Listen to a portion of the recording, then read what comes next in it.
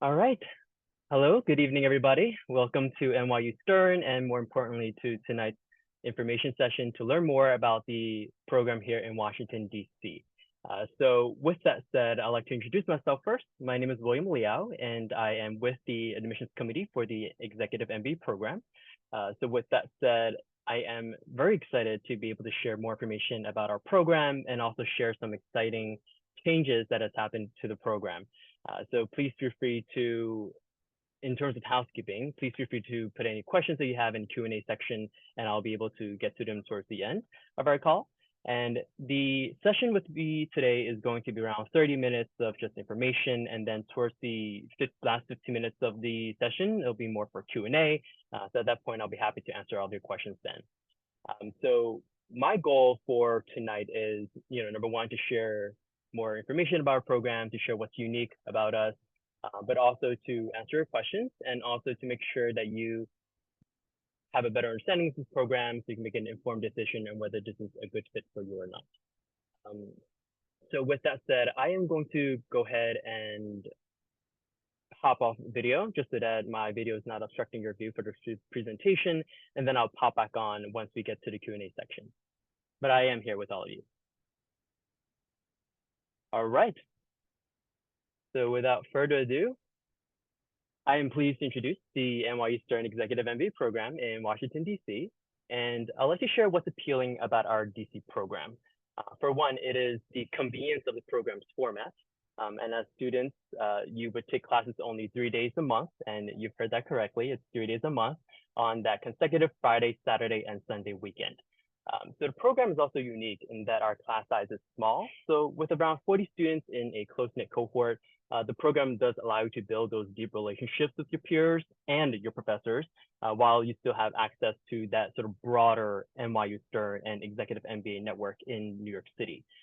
So last year, we celebrated our 5-year anniversary in DC, and as you can imagine, the program has evolved quite a bit since then based on feedback from our students, our staff, and our faculty. So we've added some new courses into the curriculum. We've increased the number of electives and specializations over time. And with that said, we do look forward to bringing in new cohorts and seeing the program and the community grow in that way. So this is our program in a snapshot. Classes start in August of every year and takes less than 2 years to complete, which is about the same amount of time if you were to pursue an MBA full-time. I've mentioned earlier about the sort of convenience of the format of the program being just this 1 3-day Friday, Saturday, and Sunday weekend a month. So classes do run from 9 a.m. to 4:30 p.m. with activities that happen throughout the day and even after classes. And overall, there are 3 required week-long residencies in the program. The first residency is your orientation residency that takes place at the start of the program in New York. You'll be staying at a professional conference center, meeting your classmates for the first time, and you're also taking your core courses that week. You'll also have the opportunity to meet with your peers from the New York City program who are also going to be starting the program the same week as you are. And then a couple months later, you're still in the first year, you're still taking your core courses, but you are going to be going on your required international residency called a Global Immersion Experience, or a GIE for short. So you'll hear me referencing the GIE as we talk a little bit more about the residencies in a couple of slides later. So with that said, after year 1, you'll start year 2 with a domestic residency in DC. And at that point, you'll be taking your elective courses during that week. And after completing the program, you'll earn your MBA in general management. So we know that our students are busy professionals and they're balancing their work and their personal lives. So the MBA DC program is meant to be designed for that specific purpose so that you can balance everything together. It really does offer that sort of immersive on-campus experience in a once-a-month format that is manageable for your schedule. So our program is usually small with about 40 students in a cohort. So that just offers a more intimate setting to develop those deep relationships with your peers as well as with your professors. So with that said, in your elective courses, you can expect a class range of about 10 to 30 students where you can sort of engage in those topics more deeply and with those discussions as well. So one cool thing about the program is that our NYU Stern faculty is from New York. They travel down to DC to teach the EMBA DC program. So this makes sure that the academics continue to remain rigor and that your learnings across the entirety of your 2 years are going to be enriched by these professors. And of course, with that said, they're usually available here on campus after class, and you're able to have lunch with students. So it really does create that sort of immersive experience where the whole community is just right there in DC. So cannot stress it enough, but the once a month format also gives our students that greater flexibility in completing the coursework between class weekends. So some students do report about an average of 10 to 20 hours per week on assignments, on any sort of deliverables for the classes. But with that sort of once a weekend format, you have the full month to complete your deliverables so that you have the ability to take a week off, and then you can catch up the following week if you need to do so based on your other commitments as well. So finally, the sort of monthly class weekend format does allow you to broaden your geographical diversity in the cohort so you can build a broader network. Because that allows people who live further away to just be able to commit to this program easier with that just once a month commitment. So while we do have students in the DC program from across the US, I would say that in fact 30% of the cohort do travel from over 40 miles from campus. And if you are one of these out-of-town students, NYU Stern can certainly provide complimentary hotel accommodations anytime that you're here for a class weekend. And we'll talk a little bit more about additional student support and leading up to some of the exciting changes with that regards in just a moment. So what exactly does a typical day look like for a student? So this is it. So we recognize that your schedule is already packed and you have demanding full-time jobs, a personal life, and now you're adding the Executive MBA program to the mix. So this structure of the program is to help you make sure that you're able to balance all that together. So you take 2 classes at any given time, one in the morning, one in the afternoon. And during those 2 classes in between, there will be a break during the morning session and another break in the afternoon session. And then there's a lunch in between those 2 classes. Breakfast will be served in the morning, and there will be optional events that happen in the evening as well. In terms of the curriculum, year 1 is all about core. You learn the basics of business in leadership, accounting, statistics, finance, marketing, strategy, and so forth. And of course, the global immersion experience, the GIE that we mentioned earlier, which is part of the core as well, that will be your international residency during your first year. And then year 2, you begin taking these more advanced topics, these elective courses, so that you can go for a specialization if you like, which are optional in the program. You can go up to 3 different specializations. And if you choose to be part of the program and you don't have an idea of what specialization to do, that is absolutely okay as well. You can just take whatever courses interest you or makes the most sense to you in terms of your career and the skill sets that you like to get. And then towards the end, you try to see which classes give you what specialization, and then you can declare it at that point in that way as well. So in that way, it's quite flexible in terms of how you like to sort of tailor the courses that you want to take in year 2.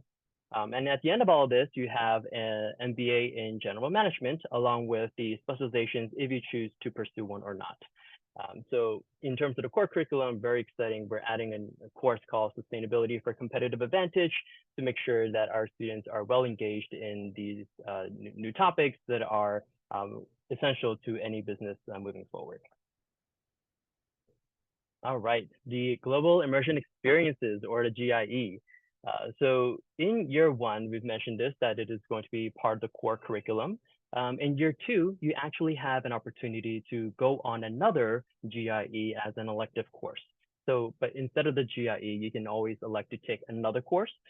So just please feel free to keep that in mind. So during a GIE, it is going to be for a week long. You're going to a specific country, you're learning about a global market, and it is led by a faculty member in the program.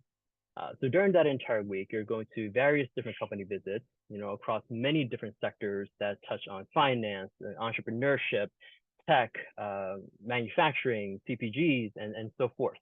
So it is quite a diverse sector that's going to be involved, and that is designed to be that way so that you can understand global businesses in that sort of sort of vacuum in that sort of space. So with that said, you will have an opportunity to potentially also go to meet with government officials and organizations and so forth, and really be able to see what they're doing for their businesses and really engage in those discussions on a more global level. So in the year 2 GIE, if you went on one specific country in the first year, you will go on a very different one in the second year, just so you can get two different global markets to sort of compare and contrast. Our faculty is what brings everything together. They bring the curriculum to life.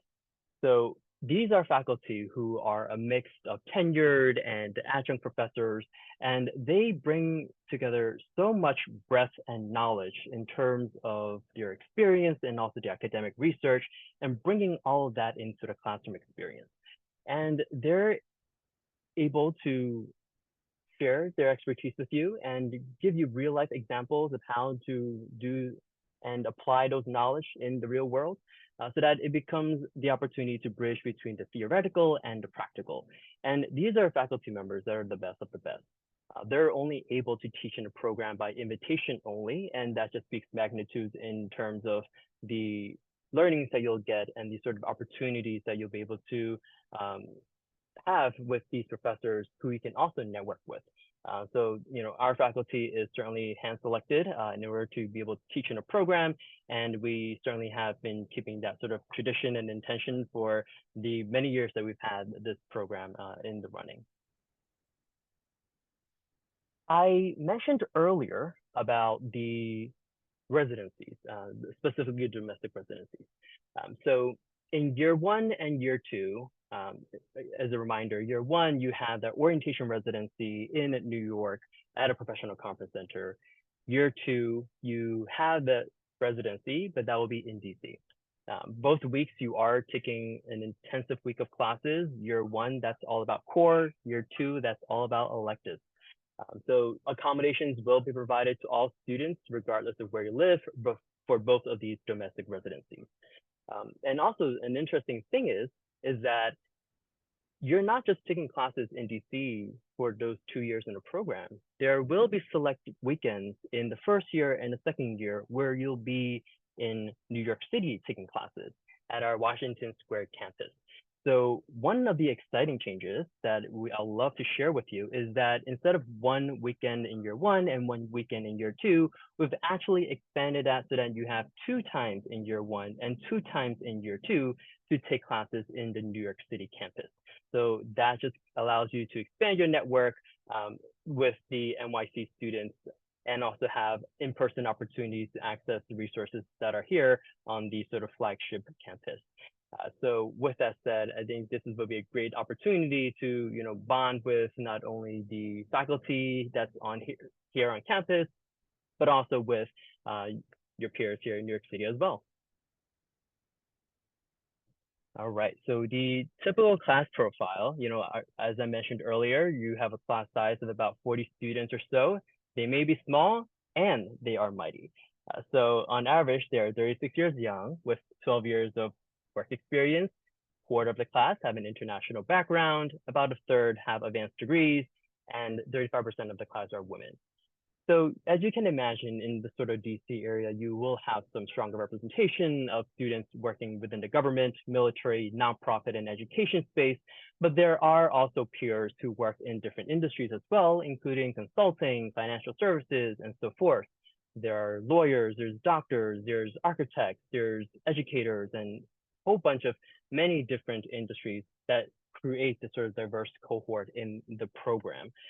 So with that said, that just lends itself in terms of, again, that sort of once a month format, allowing that opportunity to bridge and bring people from all across the US and even around the world in order to attend classes once a month and be able to give you that sort of broadened perspective in your classroom environment. I'd also like to take a moment to talk about study groups. So in year 1, you will be meeting your study groups at the orientation residency. So these groups are typically about 4 to 5 students, and you'll be meeting them again for the first time. And they're designed to be built so that everyone works in different industries or different functions and be able to sort of help each other learn and support and get a little bit of a sense of how things are done differently within a different industry. Oftentimes we hear that students come from a certain industry for quite a long time, and they are so siloed in the sort of industry in this perspective, but all of a sudden being exposed to another industry and learning how things are run in that sort of space will allow them to sort of bring new ideas to your company and so forth. So the study groups are intended there for not only support, but also as a learning opportunity for you to learn about different industries, broaden your horizons, and also to as a sandbox to test any of the skills that you like to practice and so forth, and be able to apply all of that knowledge to work on the following week as well. I'd like to take this time to talk a little bit more about some student support in the program. So there is a very high-level, dedicated student services team who handles a lot of the logistics for you as a student in the program. So these are staff members who will get to know you personally one-on-one, and by personally, I mean they know you, who you are, and they really get to understand your needs and so forth. So they're the ones who organize the full class days for you, and if there are any questions that you have, they're always on site in order to answer your questions. They'll be the ones to help you register for classes, as well as make sure that you're well fed. There will be snacks and fed throughout the day during your lunch break, during your afternoon and your morning breaks, as well as during lunch. So do not worry that you'll be starved. There will be a lot of food during class days. But with that said, they are there for support if you need them, and we are there to make sure that you're successful in the program. So there will be a lot of support in place, including what we call EMBA student interest groups. These are pretty much clubs for EMBAs, and they're run by EMBA students. There are one for marketing, there's one for blockchain, there's one for women, there's one for different affinity groups as well. And if there are interests to create your own groups, you can certainly speak to one of the student services team members and get that sort of set up. And of course, that is the way to sort of continue to engage with your community and beyond. All right, so in terms of professional development, I'd love to share more about the lifelong benefits that you can have as both a student as well as alumni of the program. So this is probably the most exciting slide that I'd like to talk about. Given that I am also an NYU Stern alum myself, I'd love to really share more about how to view this given after your 2 years in the program. So as alumni, you have access to lifelong career coaching. So at any point, if you want to continue to speak with a career coach, so you can set up an appointment with them and so forth, you're able to do that for the rest of your life. And you have access to the Stern Network, which houses all of the alumni from NYU Stern, and you'd be able to sort of have a greater reach in that way. The most important and the most interesting one that I'd like to talk about is the lifelong learning aspect. So as a graduate of Stern, you have access to 2 free executive short courses per year, as well as 2 free EMBA elective course per semester. So the school year runs 3 semesters, so that's potentially the ability to take 6 different elective courses per year as an audit. So you can do that for the rest of your life. And if there are courses that you cannot take while you're a student in the program, you can always audit them in the future. So that is one of the greatest benefits to continue to keep yourself more upskilled, as well as the refresher if there's additional skills that you like to learn. So that's certainly an incredible benefit to that as well. There's much more to this lifelong learning aspect to it, including a discount on a lot of the certificate programs and so forth. And I do encourage you to sort of read up more on these sort of benefits for our alumni. In terms of the tuition for the upcoming academic year for the program starting next year in August, it is $191. And then in terms of what the tuition includes, it is a unitary price. So it includes all of the bullet points that are listed here, including your books, your materials, the accommodations for all your global immersion experiences, your orientation residency, meals, as well as a lot of these sort of benefits that will be included here as well, including accommodations based on your distance from the campus. And I'd like to take this moment to share another exciting update in terms of the accommodation policy.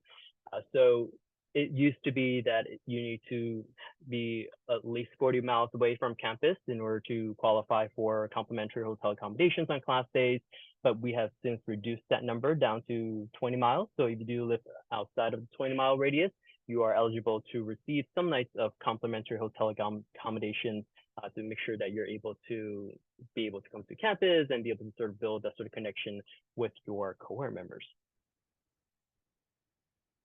All right, in terms of financing your MBA, there are financial aid options, and the Graduate Office of Financial Aid would be more than happy to help you understand more about the different loans and FAFSA opportunities that will be available to you as a student. So in terms of loans, there are both federal as well as private loans, and really depends on your eligibility for them. And feel free to, again, reach out to the Graduate Office of Financial Aid. Their link is right here if you have any questions about that. But the program itself does provide merit-based scholarships that are partial for applicants in the program. So you don't have to go through another sort of application in order to apply for a scholarship. You just only need to request a consideration in the formal application, basically by checking off a box. And then once we see that, when we review your application, you'll be automatically be considered for a scholarship in the program. So the value of the scholarship is between a range of $5,000 to $15,000. And again, as long as you're interested in obtaining one, please feel free to go ahead and check off a box. Happy to share more about this when we get into the application process. All right, so our application process comes in 2 steps. The first step is to submit a free pre-assessment to make sure that you're eligible to apply for the program. So our 2 prerequisites are having a bachelor's degree, as well as at least 6 years of full-time work experience at the start of the program. So the pre-assessment typically takes a couple minutes to complete. You share some information about yourself, as well as upload your resume, and then that's it. We go ahead and screen you for the first step, and if you're eligible, then you can go ahead and move on to the second step, which is the formal application. So that includes your essays, your transcripts wherever you received an academic degree, 2 letters of recommendation, an interview with a member of the admissions team, and that is pretty much it. So there will be a sponsorship form in the application, but that is just more so to provide you with talking points. You can bring that to your employer if you have any questions in terms of time sponsorship for the program. Because remember that there is that one Friday a month where you do need to be absent from work in order to attend classes for the full day. And all standardized exams are optional for this program. However, certainly will defer that to your interviewer to sort of assess whether you need additional quant support or not. So if you have been out of school for quite some time and you believe that you need to freshen up on some of your math skills, some things that we will recommend is to pursue, one-off courses through Coursera or Udemy. MBA math is also something you may want to look into, but anyway, to freshen up your quant skills before you sort of take on some of the more rigorous courses like finance, accounting, and statistics. And since all of you have attended tonight's session, we will be waiving the application fee for you. And so please feel free to look out for our follow-up email with the code in order to waive the fee for you. So thank you as a courtesy for joining us tonight. All right, so please keep in mind some of our application deadlines. So our first deadline is March 1st of next year. And then our final deadline to submit your formal application is May 15th of next year. So these application deadlines means that you need to submit the full 2 steps on these dates. So it's the formal application that needs to be submitted on these 2 dates. So it means your essays, your letters of recommendations, and so forth. And we do have a rolling admissions process, which means that, while these are our application deadlines, you can still submit your application before these dates. And then once we do receive the full complete application, we'll get back to you within the next 3 to 4 business weeks. And please feel free to check on our website for any upcoming events. And we'll have a lot more that's coming up in the spring semester and in the coming months as well. So there is one that's happening next month in November, the 15th. I will be there personally in DC. It will be another information session just like this one, but with an opportunity to join in for networking lunch with our students. So if you're around the area or if you plan to be in DC, please feel free to join us and register for that event. We'll be certainly sending some communications about that shortly. So please feel free to look out for that email or sign up directly on our website. All right. So this is our contact information. So please feel free to email us if you have any questions, give us a call. Feel free to scan the QR code here, which will take you directly to our website, and follow us on social media if you would like to understand and get a little bit more feel of what student life is like. We often post about students during class days, any upcoming events and relevant updates. So please feel free to follow us on all those different channels. All right. So again, thank you everybody for joining us tonight and to learn so much more about Washington, D.C. and to hear some of our exciting changes in terms of the accommodations policies, as well as the 2 weekends in New York every year in year 1 and year 2. So with that said, I'd love to now open up the floor to questions. So please feel free to add your questions in the Q&A and I'll do my best to answer them.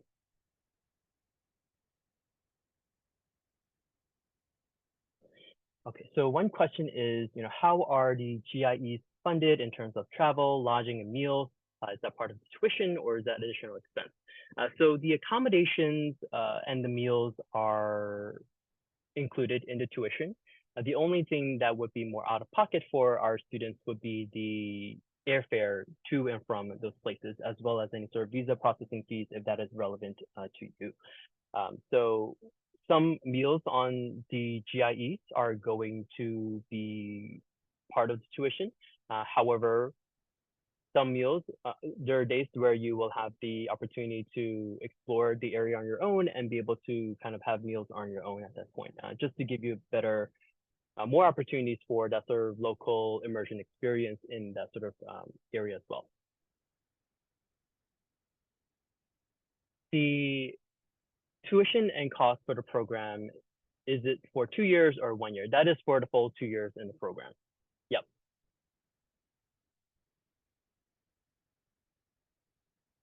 Do you need 6 years of work experience by the time you apply or by the time the program starts? It's by the time the program starts. So let's say, yeah, so, if it is, the program starts next August, you would need to have 6 years of full-time work experience by August.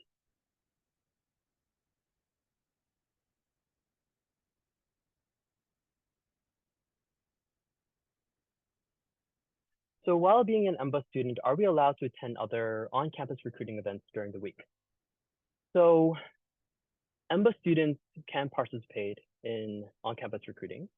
However, it is typically not intended for the EMBA population because the students are looking to advance in their own career or make pivots and whatnot. And typically our students are too senior for these positions on campus, which are mostly entry-level jobs. So it's usually not the right employer for that sort of purpose. So while you can attend these events, it typically is going to be a bit more challenging in order to sort of find that sort of match.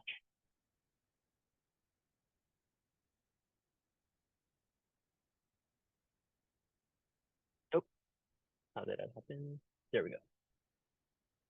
Can you speak a little about the electives and where those electives can be taken? Sure thing. The electives are going to happen in year 2.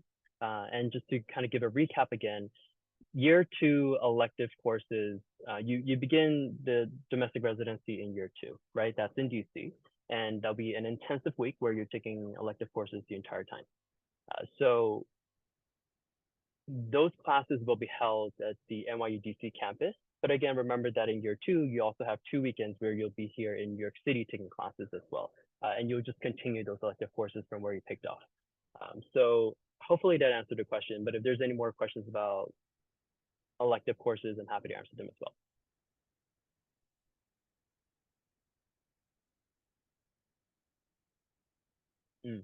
So this question asks in terms of what makes, I would say, NYU Stern EMBA program unique.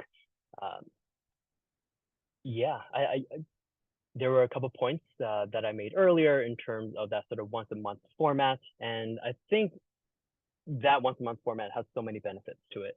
One is that, a lot of times employers love to keep you at work, and that sort of once a month format and that one Friday a month where you do need to take time off from work is a little bit more easier to kind of work with employers. Um, and I think because of that format, it allows a lot more for work-life balance and so forth. And of course, that once a month format is very appealing for those who are traveling from out of state. And for those who do so, it's just less on travel sort of expenses and so forth, but also it allows people from all across the world and even the US to be able to participate in this program. So then you have broader perspectives from people that are not just local in the area, but also have the opportunity to pull in different industries from so many different places as well. So for example, there are students who come from Texas and they can provide more expertise in like the oil and gas industry, or they may come from, I'm just going to say New York, which there has been some instances where, you have people who come in from finance, and that sort of once a month format works well for them. So, there's always going to be that opportunity for that once a month format to really become the sort of beneficial thing crux for our program. And I would say IQ plus EQ. It's one of our core values here at NYU Stern, and it's so ingrained in our curriculum, and the way that the community and the culture sort of just stems from that. It's based on the sort of collaborative network that we have and the cohort and so forth. And I think that there's so much emphasis on the EQ components of how to be a leader and be empathetic, and that sort of more human-centric approach to our sort of curriculum and so forth. And that's absolutely reflective of how you see that in the cohort and so forth. And one thing I would encourage for everybody here to do is to come in for a class visit. That's the one way to kind of experience it for yourself, the faculty that's teaching. I can rave about our faculty all day, but coming in for a class visit, you get to see it, you get to experience it for yourself. And then you can also network with our students and so forth. So to come in for a class visit, we just ask that you submit a pre-assessment first to just screen for eligibility, and then you can go ahead and apply for a request for a class visit. So the average age of cohorts, what is the typical age range? I would say that it will be from early 30s to upper 40s to 50s. So it is quite a range. So everyone learns from one another from different generations, and I think that's just the beauty of the cohort, where you have people who's very experienced in their field and be able to offer best practices based on the experiences, and for those who are more on the younger side, they can bring in perspectives and what's new and coming, and be able to share those experiences and sort of bridge where it's necessary for what the future of those businesses could look like. And I also just want to go back to the question about what makes our program unique, and I really want to narrow down on that sort of lifelong learning benefit. Being able to continue to take classes for the rest of your life, and I think that's a huge perk in terms of knowing that change has been just at a really rapid pace, happening at a really rapid pace. And many years ago, DEI as well as sustainability, it wasn't quite talked about, but NYU Stern has been at the sort of forefront of being innovative and be able to offer these classes before things like that has already become mainstream. So I would say that in that way, it is crucial for our alumni to not only be up to date with the newest information on technology, AI, machine learning, and so forth, but be also informed about what would be the next thing. And in order to be able to do that, you have these lifelong learning benefits and these courses that you can continue to audit, so that you can continue to be prepared for the changes of the future. Can you please share more about financial aid, or will there be an information session? So I believe there might be an information session about financial aid, probably not for the rest of this year. There might be one next year, and we're happy to plan one for you. But if you want more information about financial aid, feel free to just email us, and we can certainly direct you to the right people who can share more information about that.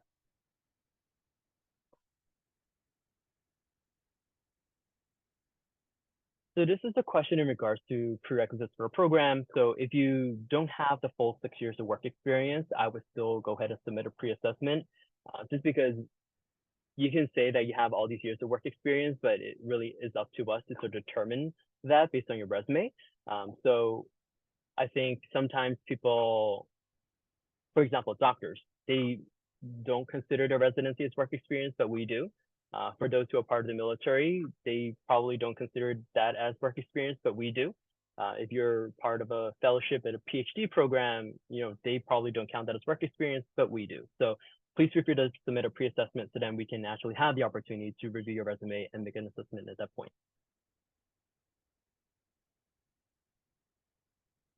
Thank you so much for the compliment. So you really stress this program's flexibility. It's a program structure set in stone. For example, the students have the option to delay taking a course in year 1 due to a busy personal schedule and taking that course in year 2. That's an interesting question. So there are so many things that may conflict with a student's schedule, whether that might be work related or personal related.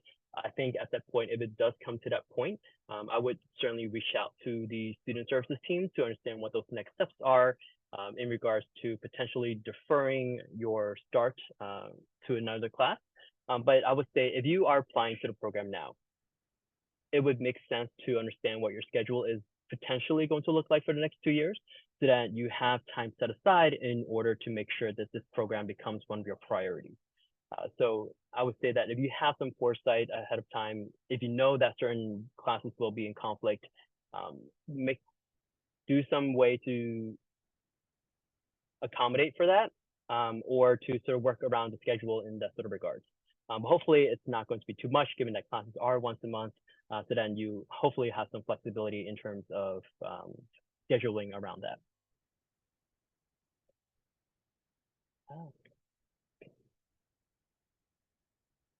Okay, I understand an EMBA isn't typically used for pivot, but for those who want to pivot within the program, how does NYU do with placement within the Mid-Atlantic area? There is the career services team who will be able to assist you with any sort of career goals that you have in mind. They typically sit with you one-on-one to understand where your mindset is at the moment. So, they are aware that in the program, there are those who they categorize as pivoters. There's advancers and so forth. So, they are very experienced in this sort of space. So they usually also come down to DC to hold in-person office hours for any sort of career questions that you have and to meet with you as well. But they can also be reached through video, through a phone call and so forth. So if you have to reach them, they're more than happy to set up some appointment with you. So I think in that way, this is a better question for them as a career coach in that sort of space. For the weekends where classes are held in New York City, is travel provided or are students responsible for travel from DC to New York City?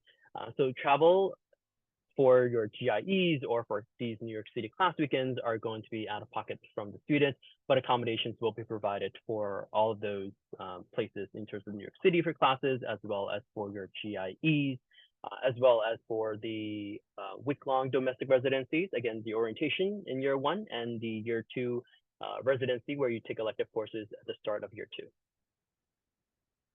Are undergraduate grades considered for admission? So it is going to be something that you would submit. You do need to submit all your transcripts where you received academic degrees. So naturally, your undergraduate grades will be part of the reviewing process and will be evaluated. But that is just one component of your application. You have all these years of work experience that we also look into as well. And those are going to be equally as important. So we can't sort of say that, hey, you failed this class 20 years ago, and that's a reflection of how you do today. But so we can't ignore the 20 years of working in this sort of space where you have gained hand-on experience. So if you are concerned about that, there is, in terms of undergraduate grades or whatever, there will be a section in the application where you can explain that and to sort of make a case for yourself. Can you apply for both the New York City and Washington, D.C. EMBA program? So I would say in the application, you can put your first choice preference, whether that be New York City, and a second choice preference in DC. But more often than not, the admissions committee will look at your first choice to make a decision. So if you have any concerns about that, please feel free to reach out to us. Can you take electives in New York as well? So the tricky thing about this is that in DC, your class schedule is once a month. And in New York City, it is every other Friday and Saturday. So it's hard to sort of mesh up those two schedules together where it will work for either of you. But there are quite a number of elective courses in DC that you can take as well. And I want to, again, make sure that everyone understands the lifelong learning benefits. If you can't take a certain course or that option is not available to you in DC, you can always audit those courses when you graduate. So you don't have to take it right at this moment. You can always, again, take it at a future time. Is there guidance on what the letters of recommendation should include? Yes, so there are the application requires 2 letters of recommendation. One needs to come from a current supervisor, but in the case of you being your own business owner or you co-founded an organization, then you can get it from a business partner, from a client, and so forth. But if you have any questions about that, please feel free to reach out to us. The letters of recommendation should not come from a academic setting, meaning it's best not to get it from your professor who's taught you some years ago. They are best to be kept at a professional level from a previous supervisor, from someone who directly manages you at an organization. So typically, anyone who sort of manages your work on a day-to-day basis, those would be the best people to sort of provide you with letters of recommendation because they are the ones who get to see your work more closely than anyone else in the organization. Yep. Can you please reiterate the lifelong learning options? Yes. So you have 2 free executive short courses per year. So these aren't going to be the full elective courses that you can also audit. These are going to be shorter courses that you can take a look at. The other is 2 free EMBA elective courses per semester. Again, we run 3 semesters in a year, so that means 2 in the spring, 2 in the summer, 2 in the fall. So if you have the bandwidth to take on additional elective courses, please feel free to fill up your schedule that way. But if you are interested in any sort of classes to take, you can feel free to reach out to one of the student services team members, and they'll be more than happy to fit you in where that will be available once you graduate from the program. But I do encourage you to take a look at our website to learn more about lifelong learning opportunities. And if you have any questions about that, again, you can feel free to email us, give us a call, and we're happy to share that information again with you. Are there any external speaking events, guest speakers for EMBA that take place in DC? Yes, so there are quite a number. I think some of you may know that there are the NYU Thought Leader series where we've had professors come into DC and talk about a certain different topic. Our last one, we had a Professor Susie Welch, who's the EMBA faculty in DC. She teaches the course Becoming You, and she's actually one of our more recent faculties in the program, and she has such an incredible background, and she currently is the director for the Initiative of Purpose and Flourishing. So please feel free to take a look at her faculty bio, Susie Welch. And yeah, so there will be guest speakers. Well, the short answer is yes, there will be speakers that will take place in DC. So I also want to be mindful of everybody's time. It is 6:15. I'm happy to continue answering all these questions if you'd like to stay with me. But again, this will also be recorded, so please feel free to take a look at this at another time. All right, so going down the list, how long does it typically take once the application is submitted to get a response on the outcome?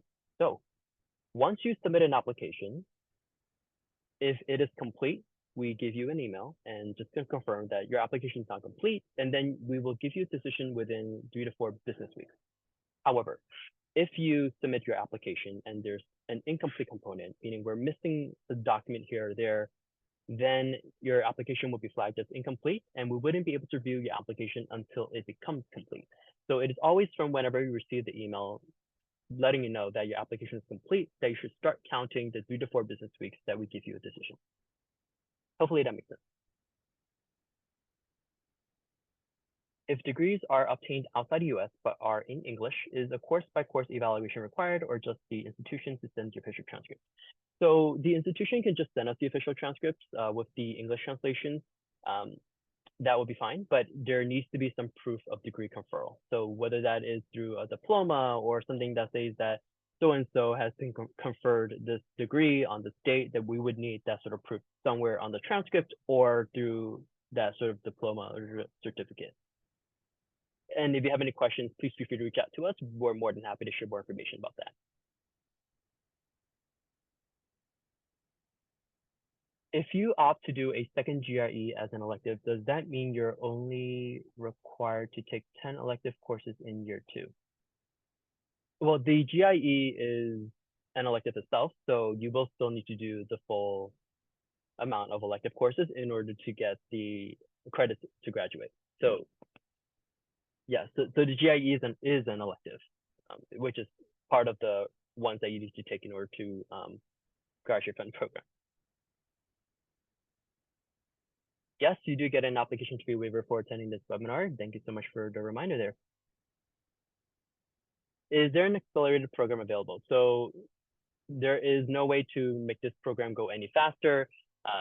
The way that the program is structured and with those intensive weeks is designed so that you will be able to complete the program in 2 years, in that sort of way where you take 2 classes at a time and so forth.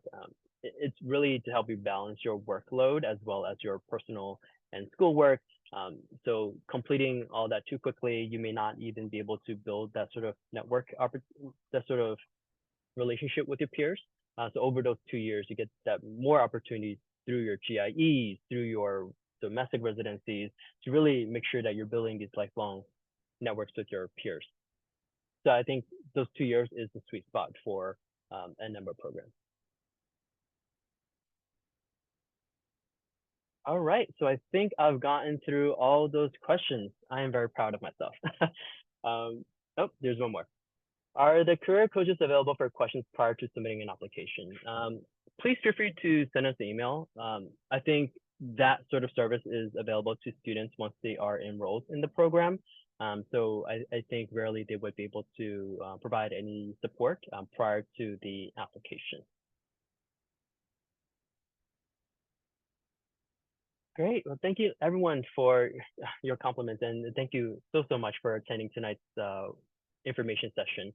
If there are questions that I have missed or have not answered, please feel free to email us. I can't stress this enough. And we're more than happy to answer any of those questions more offline. Great. Well, again, thank you so much for your time and going over the time. And yeah, I look forward to keeping in touch with all of you. Have a wonderful evening. Take care, everyone.